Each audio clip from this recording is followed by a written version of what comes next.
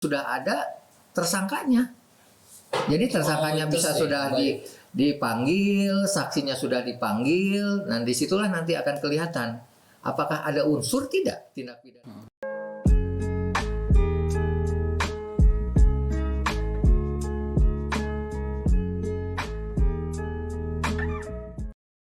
Halo pemirsa, selamat datang di acara podcast Pisang, podcast kopi santai, kanvas kosong yang selalu kita isi dengan topik law, life, and matters.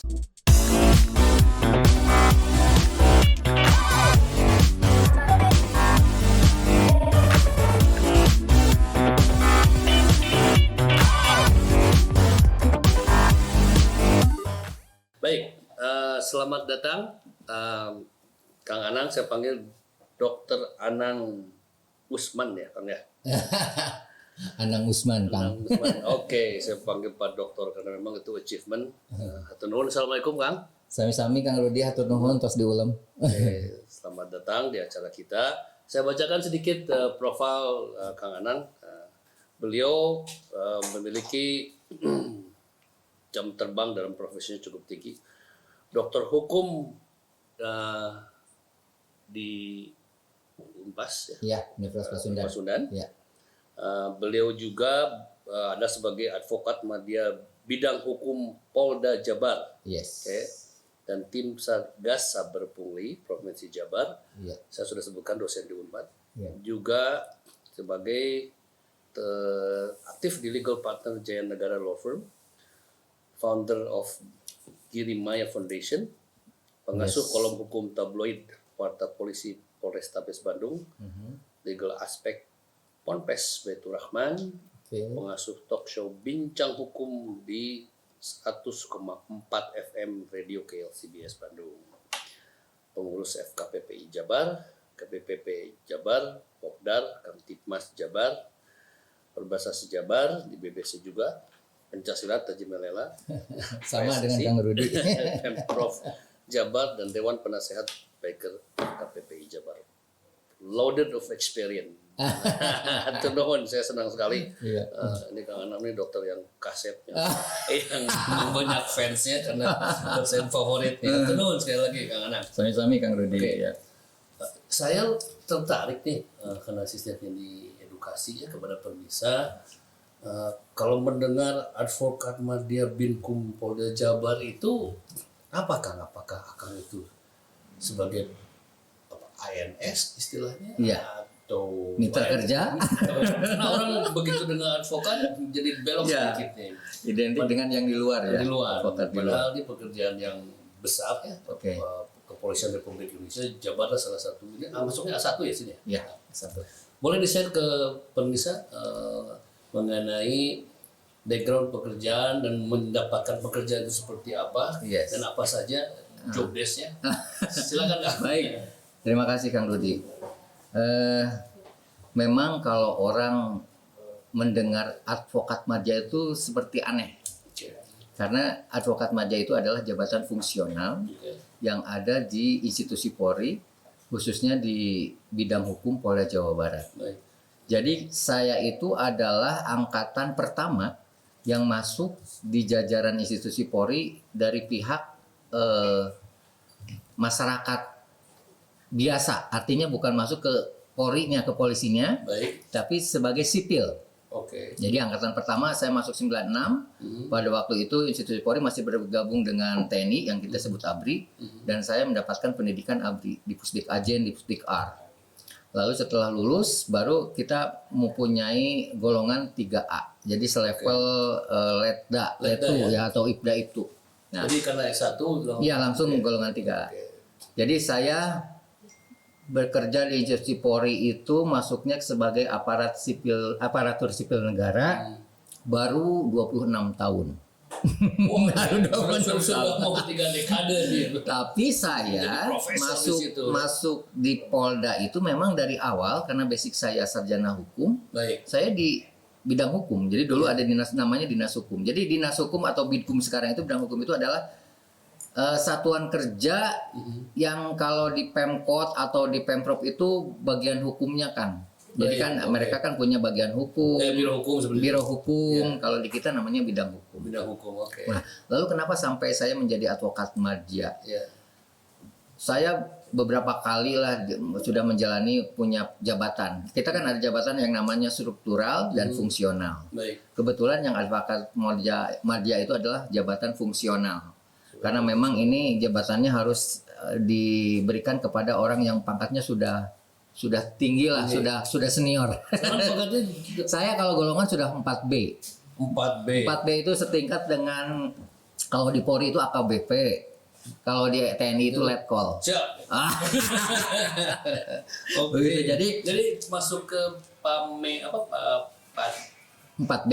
enggak di Letkol tuh masuknya ke Pamen, ya? perwira betul, kan? menengah. Jadi kan kalau PAMA itu Iya. IPDA itu atau IPDA itu sampai AKP sampai kapten. Baik. Kalau yang disebut PAMA itu, yang disebut PAMEN itu dimulai dari mayor, Baik. mayor, AKBP, kombes, mayor, letkol, kolonel. Oke, Jadi saya baik. levelnya pamen. Pamen, Jadi pamen. Jadi kalau ada pemirsa rekan-rekan yang ingin berkarir seperti Pak Dr. Kang Anang bisa melalui yang tadi disampaikan. Betul. Jadi memang jalur sekarang tuh kan memang jalur ASN ya. Jadi memang saya juga berdarah-darah masuk ke institusi Polri itu. Bayangkan Kang, dulu itu yang daftar hampir 5.000 orang. 5.000 orang. Yang keterima berapa Kang? 19 orang saja. Wah, luar biasa. Jadi Seleksi people, Pak. kita di seleksinya 5 kali seleksi. Ya, Sama saja ketika kita masuk ke Polri atau Ya. ke TNI ya. baik. Jadi 5 kali seleksi, pengumumannya juga langsung pada Ya. waktu itu. Dan alhamdulillah saya merasa bangga menjadi bagian dari institusi Polri ya. Baik. Sampai saya masuk pada tingkatan sekarang sebagai advokat madya, karena angkatan saya itu teman-teman yang di wilayah masih di golongan 3D lah ya, jadi masih di bawah saya, paling ada yang mentok di 4A. Kenapa? Karena mungkin Iya. kalau mereka kan tidak rajin sekolah. Kalau saya rajin sekolah kan alhamdulillah. Oh, luar biasa. Saya di umum sudah alhamdulillah sudah tingkatan S3. Iya. Lalu di dinasnya saya di Klatpim 3 sudah. Baik. Kalau di Klatpim 3 sudah, berarti kan harus di Klatpim 2. Di Klatpim 2 itu setingkat Sespim lah kalau polisi ya, Baik. sekolah pimpinan. Tapi karena saya punya S3. Lalu Itu, saya dan jadi- lain-lain sampai ke Lemhanas itu sampai calon kalau di militer kan jenderal gitu ya. Buat saya nggak terlalu ke sana lah. Oke. Yang penting buat saya punya dedikasi untuk negara. Baik. Karena tugas kami di advokat madya itu adalah mendampingi institusi dan orang-orang anggota kepolisian beserta keluarganya yang punya masalah hukum. Oke, yang perlu pendampingan. Yang perlu pendampingan hukum. Jadi tidak usah mereka harus meng-hire advokat di luar. Oke. Karena di institusi Polda sendiri sudah ada bidang Baik. hukum, begitu kan? Baik. Ya. Sangat menarik. Jadi ini satu profesi, satu kompetensi yang membidangi berbagai macam hal ya. Baik, ada beberapa pertanyaan nih Kang. Boleh, mangga. Jadi saya minum Jadi putih kesannya dulu. ini ujian nih kalau ada pertanyaan. Ada ujian nih. Saya minum dulu sebentar. Mangga, Santai mangga. dari Saya sini. juga minum. Ini air doa di sini. Doa aja. Doa aja. Doa Ustad. Bismillahirrahmanirrahim. Baik. Oke. Jadi Kang Dokter, Iya. ini hal yang sangat basic ya, yang perlu kita sharing karena memang tidak semua juga paham hukum. Iya. Tapi kita sebagai warga negara memang harus melek hukum. Betul. Ketika kita mencapai usia dewasa harus cakap hukum. Betul. Ini biasanya orang melakukan pelaporan Hmm, ke kepolisian. betul. Itu ada pidana, kalau perdata pengadilan tidak Iya. ke kepolisian khusus untuk pidana. Iya. Ya. Jadi orang berapa lama sih kalau kita harus melakukan sebagai warga negara ingin menggunakan hak hukumnya melapor ke Iya. kepolisian? Itu step yang sederhana 1, 2, 3, 4 yang mereka harus pahami seperti apa nih? Betul Kang Rodi, Ya. memang faktanya Ya. masyarakat kadang-kadang segan untuk Ya. melapor. Hmm. Karena mereka punya kasus. Biasanya yang segan melapor itu ketika, maaf saja, ada kasus masalah pelecehan seksual misalnya. ketika korbannya itu anaknya atau keluarganya, dia mau lapor bagaimana ini kasusnya pelecehan seksual, lalu yang melakukannya juga bisa jadi keluarganya juga, internal juga family, lapor jadi sulit. Padahal sebetulnya kami dari pihak kepolisian dalam hal ini Polda Jabar tentu saja dengan jajaran di Jawa Barat tentu ingin adanya kesinambungan antara masyarakat dan pihak kepolisian. Artinya apa? Artinya ketika mereka punya kasus, berikanlah laporan yang memang sesuai dengan apa yang terjadi di lapangan. Nah, lalu bagaimana prosedurnya? Di pihak dari tingkatan Polsek, Polres, Polresta sampai Polda, kita punya yang namanya SPKT. Memang sentra untuk pengaduan masyarakat. Masyarakat bisa mengadu dulu ke sana, bisa didampingi oleh lawyernya kalau ada, kalaupun tidak bisa secara privat. Mereka menyatakan di sana dan menceritakan kronologis.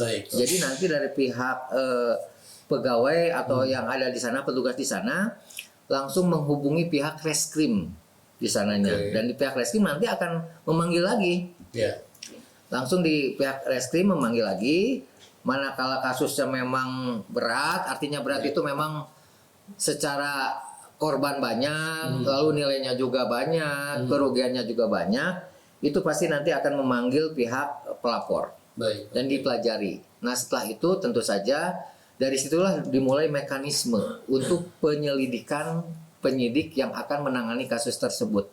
Nah, tadi kalau dikatakan berapa lama, sebetulnya kalau berapa lama kita ingin cepat ya.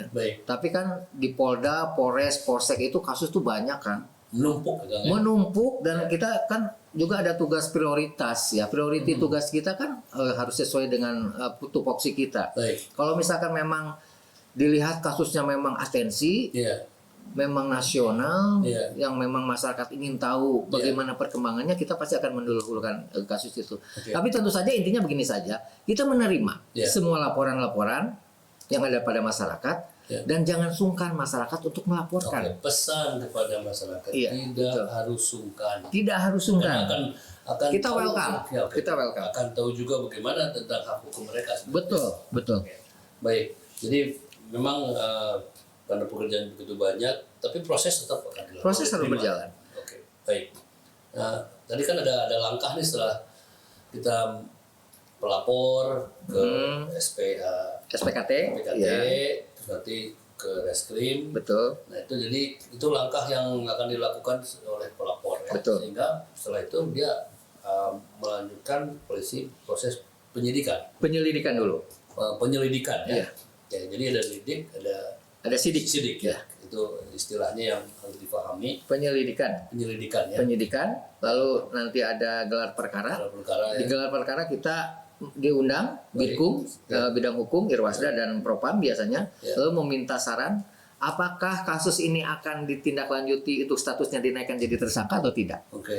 Kalau misalkan dilanjuti berarti masuk pada sidik. Dan disitulah mulai mereka aparat kepolisian dalam hal ini penyidik akan memproses laporan-laporan. Setelah bukti-bukti dianggap komplit. Betul, setelah bukti-bukti itu dianggap komplit. Bukti-bukti surat, saksi, ahli, kan begitu ya. Nanti berkas-berkas itu baru akan diberikan ke pihak kejaksaan. Makanya ada istilah P19, ada istilah P21. Itu mau saya terangkan juga kan? Ya. Sekalian. Boleh. Tadi ada setelah dilidik itu ada istilah apa? BAI, BAP. Iya, kalau BAI, BAP itu kan masih dalam konteks interview. Jadi kita sekarang bahasanya bukan memanggil tapi mengundang. Baik, Jadi BAI itu kan istilah berita acara. Berita acara. Kalau BAP berita acara perkaranya. Kalau BAI masih ngobrol saja. Informasi. Jadi berita acara hanya informasi saja. Kalau BAP sudah final. Sudah final. Berarti kalau BAP itu bisa jadi sudah ada tersangkanya.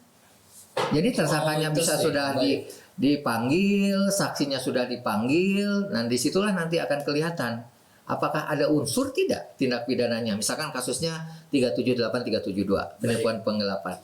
Nanti penyidik akan bekerja keras, ekstra keras. Saya tahu persis lah. Jadi kalau misalkan menyangka penyidik tidak ada kerja, bohong gitu. Saya sering menangani masalah-masalah yang menyangkut tentang sidang pra-peradilan, Kang ya. Baik. Kalau pra-peradilan itu kan ketika masyarakat tidak puas dengan pelayanan penyidik, Penyidik, oke. lalu dia memberikan gugatan, Mengadu gitu. ke pengadilan, dan lalu nanti di pengadilan kan akan diuji secara administrasi bagaimana perjalanan kasus-kasus yang dilaporkan oleh seorang pelapor.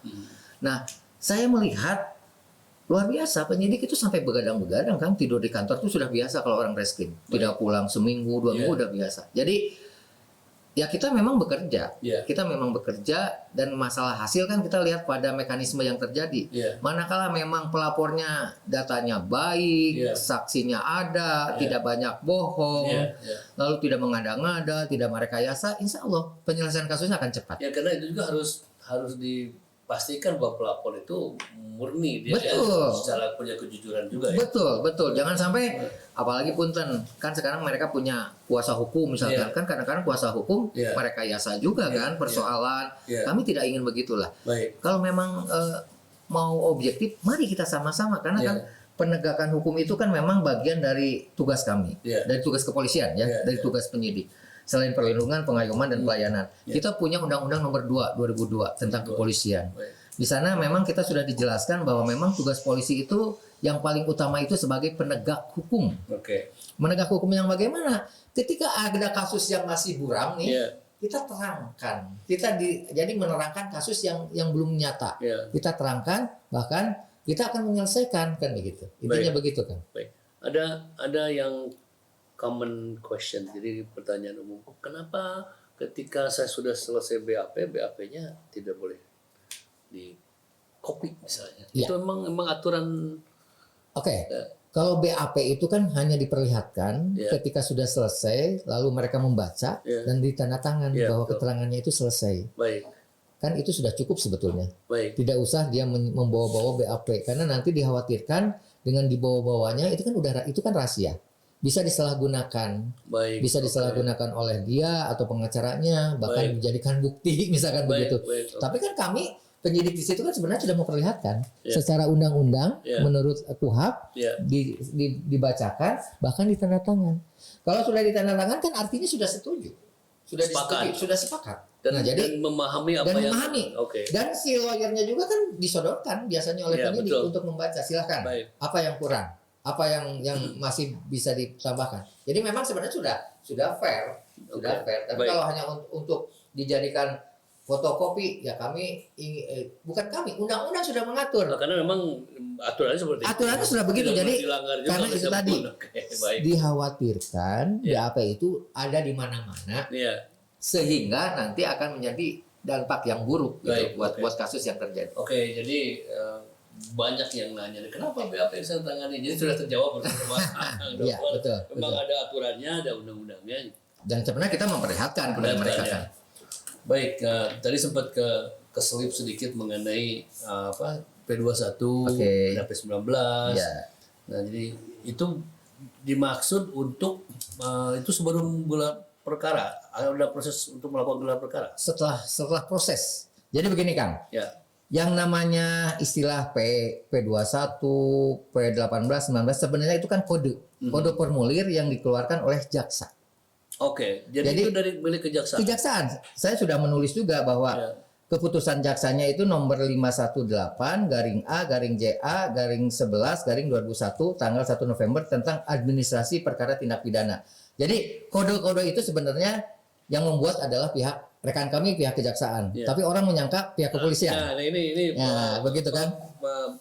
Misi daripada acara ini adalah mengedukasi, memberikan pencerahan pemahaman. Betul. Mereka langsung produk polisi 18, 21. Jadi diteruskan, Kang ya.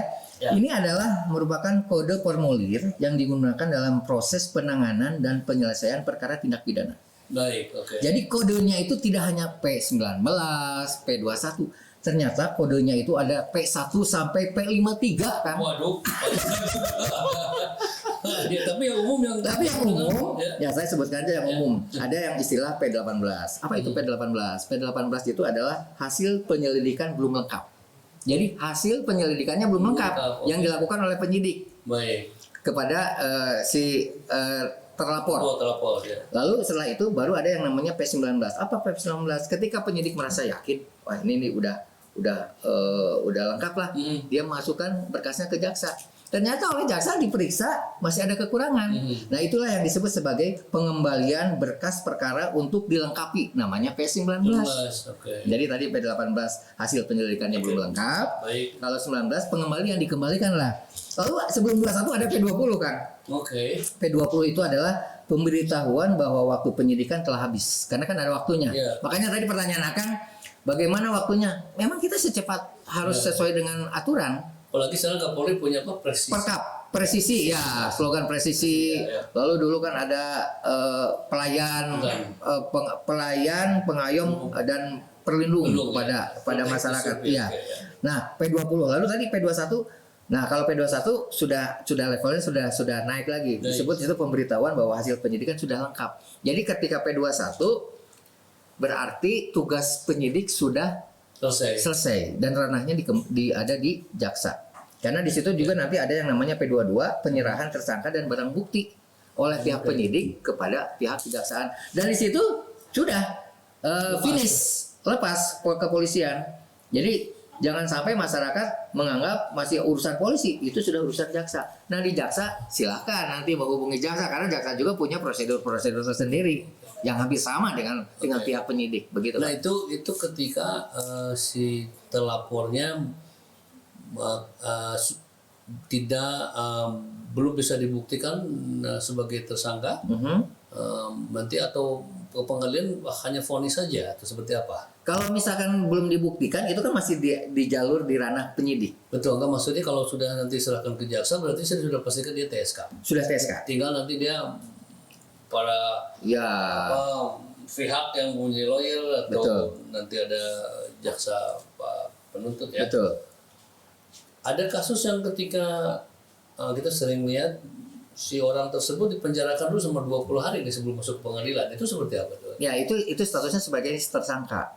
Jadi sudah jadi TSK. Kenapa harus bukan dipenjarakan, bahasanya dikurung. Oh, dikurung. Oke. Tapi bukan di karantina. Oke.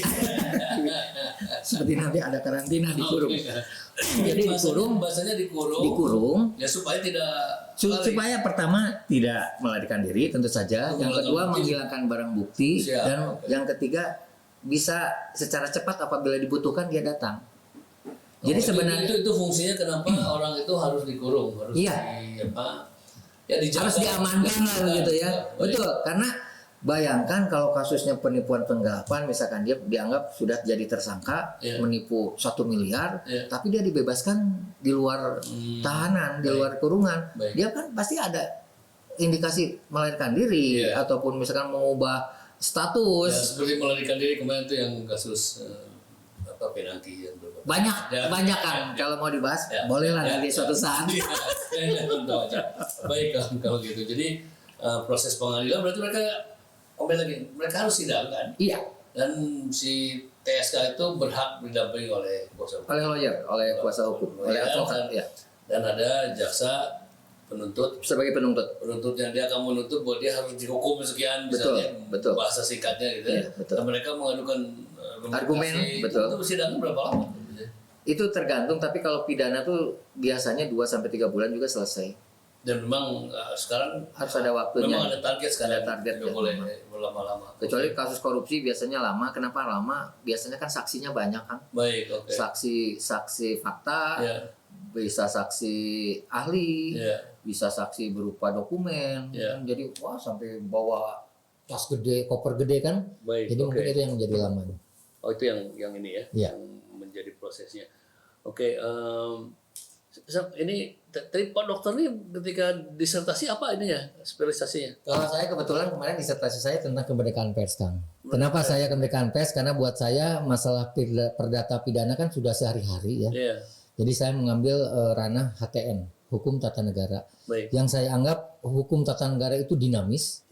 Dan sampai sekarang pun banyak perubahan-perubahan yang signifikan, termasuk tentu saja dalam konteks hukum pers. Jadi saya bahas tentang kemerdekaan pers, tentang kasus-kasus yang ada, yang sekarang lagi kekinian di sosmed dan lain-lain. Jadi disitulah saya memberikan suatu edukasi dan meneliti bagaimana sih yang disebut dengan kemerdekaan pers di Indonesia ini. Apakah sudah memang sudah terimplementasikan secara benar sesuai undang-undang atau hanya sebagai jargon saja, hanya lip service saja. Jadi Baik. saya bahas di sana. Oke, baik. Terima kasih.